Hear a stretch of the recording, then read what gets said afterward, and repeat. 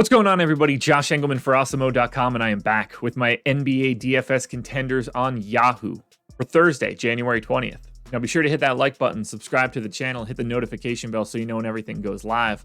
Follow me on Twitter at Josh Engleman. Let me know in the comments section who your favorite plays are for today's slate. And finally, shout out to Yahoo for being the presenting sponsor of the Yahoo Contenders. Look at the banner right over here, Awesemo.com/Yahoo. -promo. Get a free month of Awesemo Plus Platinum, along with some other goodies from signing up. Can't beat it. Yahoo, great contests, lower rake or management fees, as they call it. We'll call it lower management fees. Sometimes forced overlay. Cannot beat that. You're not going to find better contests anywhere else in the industry. Now we're rounding out the bottom of my top 10 with Josh Hart, Chris Paul, Andrew Wiggins, Karis LeVert, and JaVale McGee on the outside looking in. Who will be my favorites? My top 5 plays for today? It's time to find out. In first at number 5, we've got Jonathan Kaminga. He is $12, small forward eligible, projected for 28. The goal is just 32. He's in the optimal lineup 39% of the time. Kaminga has been named the starter while Draymond Green is out, so I gave him 28 minutes. He's a fantasy point per minute guy. 16 points, 6 boards, an assist, maybe a stock and a half. The pace down spot against Indiana, but this is an Indiana team that might be without Malcolm Brogdon, Domantas Sabonis, and Miles Turner. They're definitely without Turner. They're probably without Sabonis. And if Brogdon plays on this back-to-back, it would mildly surprise me. I have him in for right now, but keep your eyes peeled for that one. Otherwise, Jonathan Kaminga is set to get starter run for the Warriors. I did not expect this at the beginning of the season either. I mean, not that he couldn't get starter run, but I didn't think he'd be any good at it. Not quite yet. Seems to be a little bit different. Excellent value play, $2 above the minimum. Next up at number 4, we've got Jonas Valanciunas. He is center eligible, $31, projected for 39. The goal is 51. He is in the optimal lineup 40% of the time. We're giving him 32 minutes. You guys know exactly what you're getting out of Joe Val here. He's going to get starter minutes in a competitive game and be one of the better fantasy performers you'll find. 1.25 fantasy points per minute, 17.5 points, 13.5 rebounds. Yup, that's a lot. 2 assists, maybe a stock. It's a massive pace down spot against the Knicks. That's the only real downside here. But for Joe Val, there's really not a more consistent performer.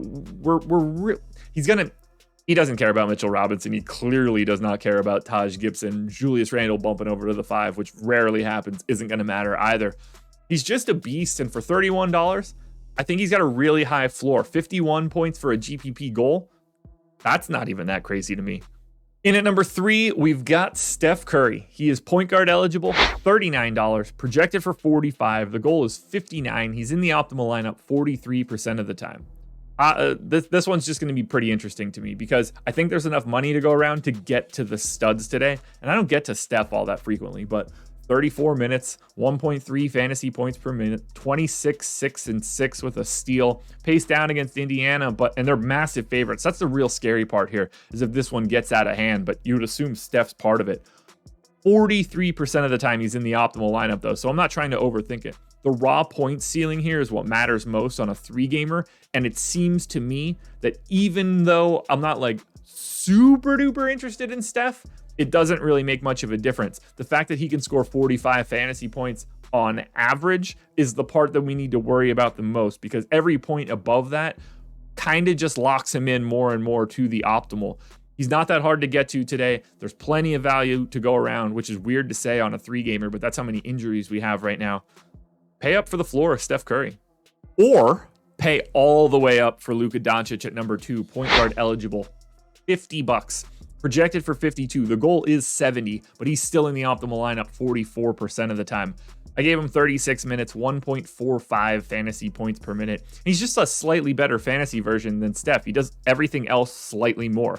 27 real points, 9.5 boards, and 9 assists. So 3 extra rebounds, 3 extra assists, plus a stock and a half.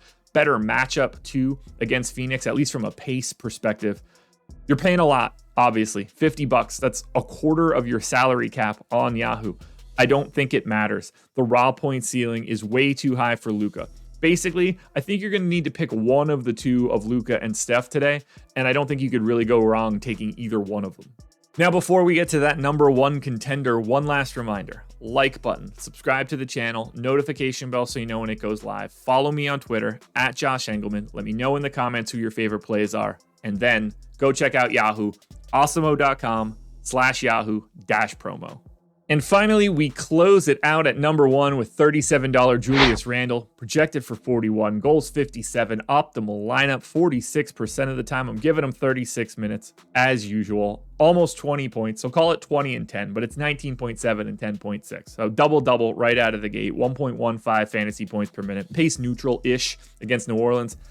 It's the Knicks. They're they're the dead last in pace. So everybody they play plays faster than them. Double, 6 assists, maybe a stock. Whether it's Randle, Doncic, Curry, I guess to a lesser extent we can include Joval here. All 4 of these guys relatively close to each other in the 40s in optimal. You're going to want at least 2. You're going to hope that you can get 3.